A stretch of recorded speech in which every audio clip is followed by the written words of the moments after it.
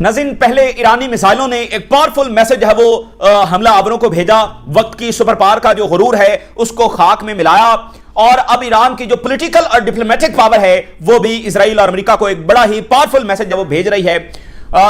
Israel और America का पूरा नैरेटिव और पूरे वेस्ट का नैरेटिव यह है कि ये जो ईरानी गवर्नमेंट वहां पर मौजूद है इससे पूरी दुनिया जो है वो पीछा छुड़ाना चाहती है, ये ग्लोबल सिक्योरिटी थ्रेट है। लेकिन आज पूरी दुनिया के जब लीडर्स तेहरान पहुंच रहे हैं और वहां पर उस शख्स को जाकर रिस्पेक्ट और ऑनर कर रहे हैं और उसकी जो मुसलमाना शहादत हुई है उस पर इजहार अफसोस कर रहे हैं, तो फिर दुनिया तो अपना फैसला सुना रही है।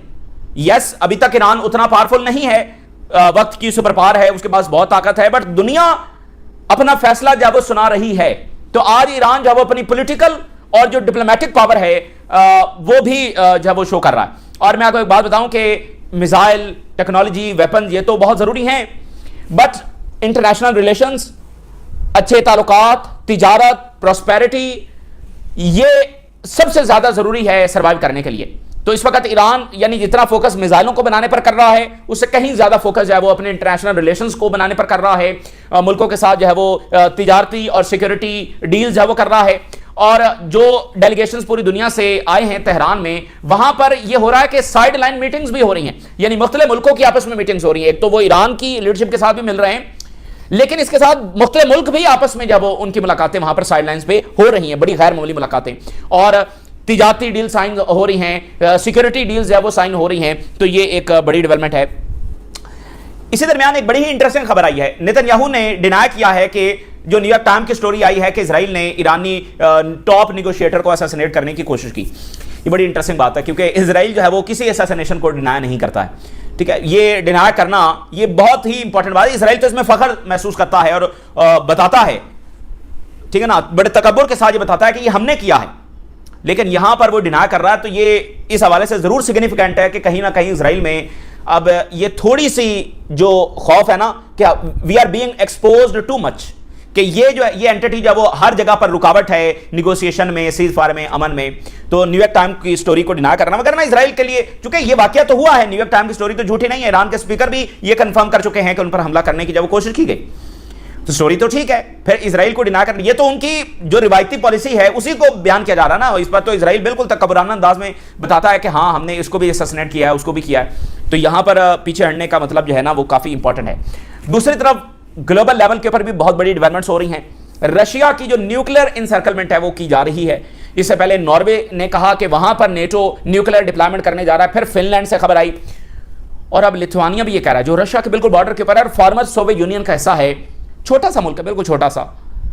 तो लिथुआनिया भी अब ये कह रहा है कि हम यहां पर न्यूक्लियर डिप्लॉय करने जा रहे हैं, नेटो यहां पर उसको इजाजत दे रहे हैं। और जर्मनी जो है वो उसने 5000 ट्रूप्स भी वहां पर जब डिप्लॉय किए हैं। ये बाल्टिक स्टेट हैं, लिथुआनिया, एस्टोनिया, छोटे से मुल्क हैं, और ये नेटो को वहां पर लेकर आ रहे हैं। हम देखें नेटो क्या इन मुल्कों को प्रोटेक्ट करने के लिए आ रहा है, ठीक है ना। ज़ाहिर है वो इन मुल्कों को प्रोटेक्ट करने के लिए नहीं आ रहा, बल्कि इन मुल्कों को जो है वो जंग के अंदर घसीटने के लिए आ रहा। क्या रशिया जो है वो नॉर्वे या फिनलैंड या लिथुआनिया पर कोई न्यूक्लियर अटैक करने जा रहा है? बिल्कुल नहीं। तो फिर वहां पर न्यूक्लियर डिप्लॉयमेंट करने का जो मकसद क्या है?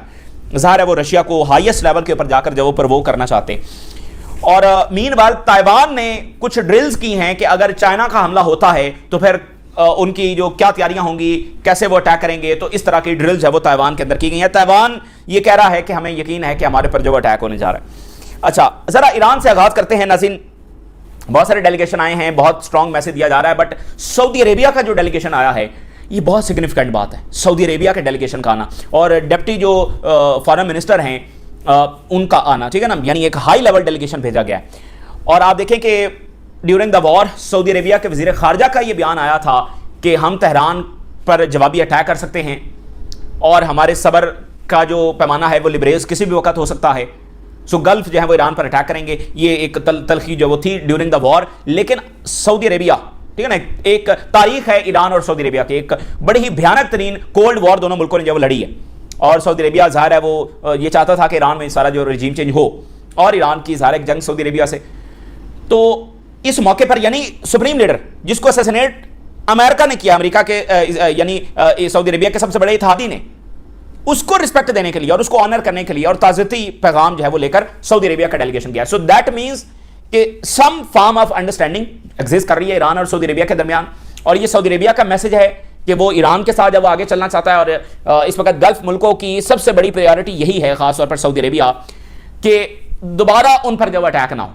इस चीज को किस तरह से अवॉइड किया जा सकता है, इसको मल्टीपल अंदाज में सऊदी अरेबिया अवॉइड कर रहा है। पाकिस्तानी एयरफोर्स को वहां पर डिप्लॉय किया गया है, पाकिस्तान के साथ एक न्यूक्लियर एग्रीमेंट जो किया गया है, फौज वहां पर डिप्लॉय की गई है, चाइना के साथ जब वो बातचीत की जा रही है, और अब वो ईरान के साथ डायरेक्ट एक अंडरस्टैंडिंग जो है वो मजीद उसको बढ़ा रहे हैं, और वो ये चाहते हैं कि दोबारा उनके ऊपर जो अटैक ना हो। इस जंग में से सऊदी अरेबिया बहुत एक पावरफुल मुल्क बनकर जब वो सामने आ रहा है, ठीक है ना। इस जंग में से उसकी वजह यह है कि सऊदी अरेबिया ने ये शो किया है कि वो ड्यूरिंग द वॉर भी अपनी एनर्जी सप्लाई जब उसको जारी रख सकता है, ठीक है ना। तो सऊदी अरेबिया इस जंग में से बड़ा जब पावरफुल कंट्री बनकर जब सामने आ रहा है। सऊदी अरेबिया के डेलीगेशन का ईरान में जाना ये कई हवालों से जब सिग्निफिकेंट है। दिमित्री मेदवेदेव जो है उनकी मुलाकात हुई है ईरान के सदर से, और दिमित्री मेदवेदेव क्या बयान दे रहे हैं। अच्छा, आई डोंट रिमेंबर कि लास्ट टाइम कब दिमित्री मेदवेदेव जब वो किसी गैर मुल्की दौरे पर गए हों, ज्यादातर वो रशिया में रहते हैं, तो ईरान में उनका आना ये बड़ी सिग्निफिकेंट बात है।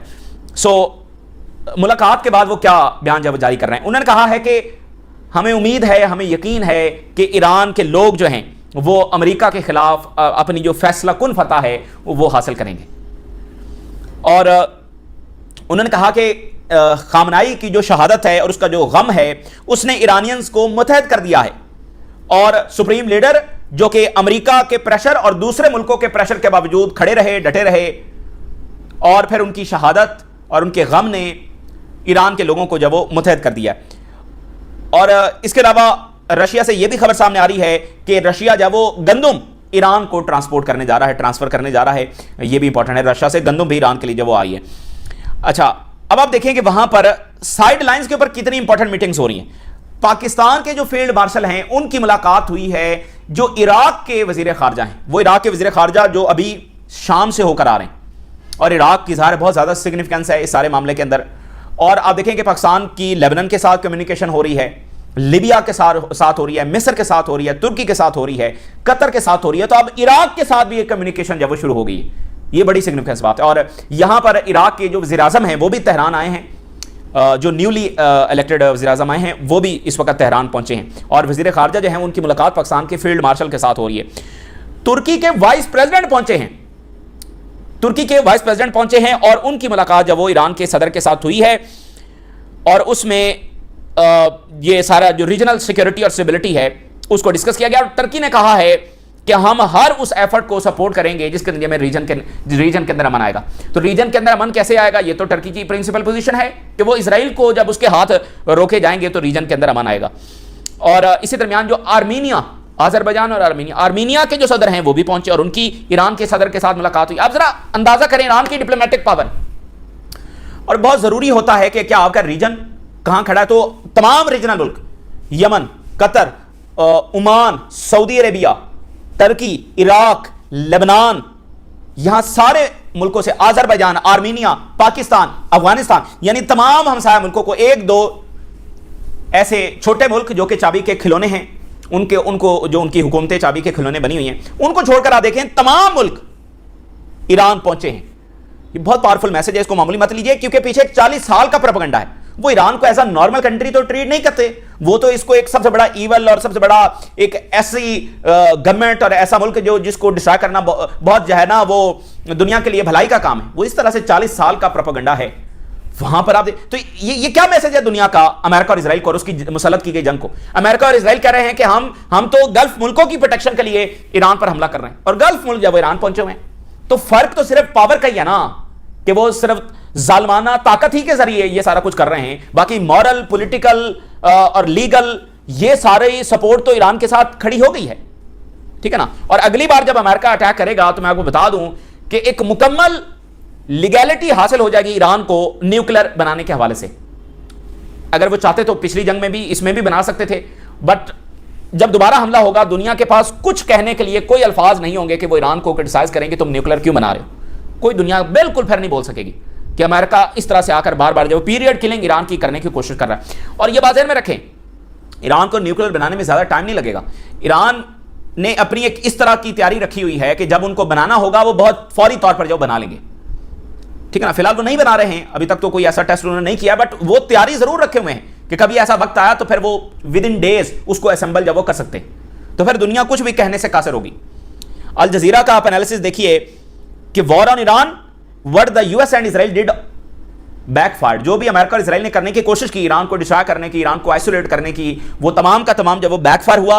और आज सुप्रीम लीडर का जो फ्यूनरल है, ये मैसेज ऑफ यूनिटी है, ये मैसेज ऑफ पावर है कि ईरान जब वो ज्यादा स्ट्रॉन्गर होकर इस जंग से इमर्ज करके जब वो सामने आ रहा है, तो वो ये चाहते थे कि रिजीम चेंज किया जाए कंट्री के अंदर। बट व्हाट रियली हैपेंड कि पूरी कौम जो है वो खड़ी हो गई है, लोग और ज्यादा मुतहद हो गए हैं, लोग और ज्यादा एतमाद कर रहे हैं इस गवर्नमेंट के ऊपर और इस नजरिए के ऊपर। असल में तो गवर्नमेंट तो कुछ भी नहीं है, गवर्नमेंट अगर लोगों से है तो लोग तो शहीद हो चुके हैं। असल में तो वो नजरिया है जिसको वो जड़ से उखाड़ कर फेंकना चाहते हैं, और तो कुछ भी नहीं है। अगर हुकूमत का नाम सुप्रीम लीडर आयतुल्लाह खामनाई था, वो तो जा चुके हैं। अगर हुकूमत का नाम IRGC लीडरशिप था, तो वो तो जा चुकी है। सो ये तो बेसिकली एक नजरिया है जिसको वो उठाकर बिल्कुल जड़ से उखाड़ना चाहते हैं। तो लोग ज्यादा यूनाइट हुए हैं इस नजरिए के साथ। तो जो अमेरिका और इजराइल ने करने की कोशिश की वो एक्चुअली बैकफायर हुआ।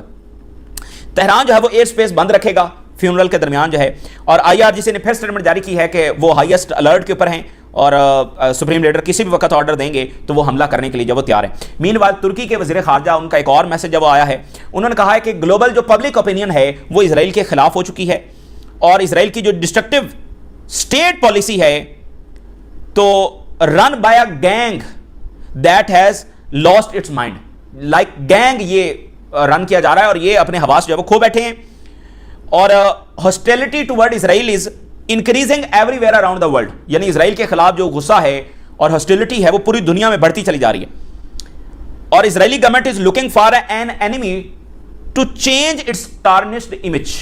अब इजराइल को एक नए विलन की तलाश है ताकि वो इस तबाहशुदा इमेज की जो सारी तवज्जो है वो दूसरे विलन की तरफ जो कर सके।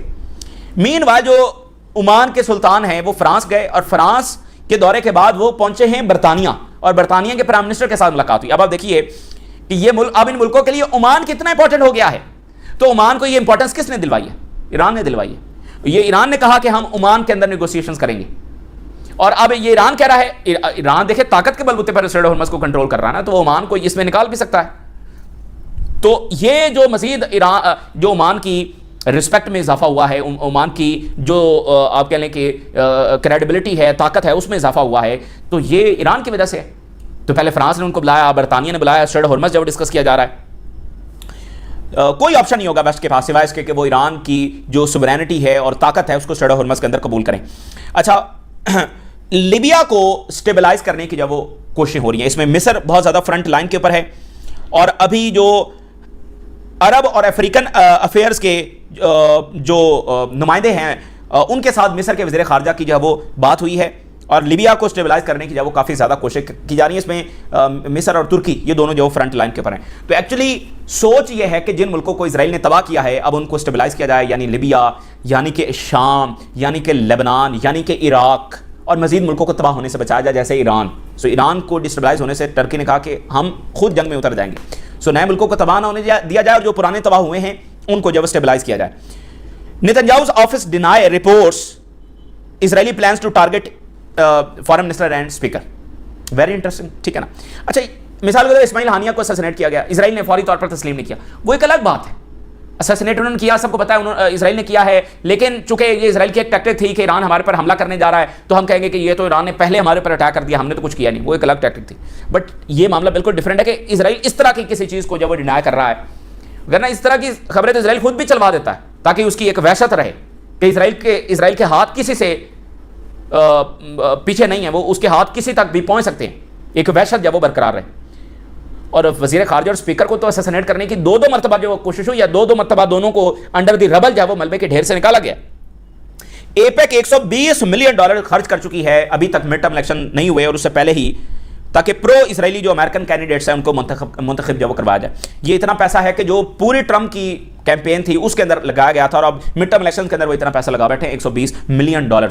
तो उनको बड़ा पैनिक है कि किसी तरीके से प्रो इसराइली ही इलेक्ट हों। अच्छा, एक तल्खी हुई है यमन और सऊदी अरेबिया के दरमियान।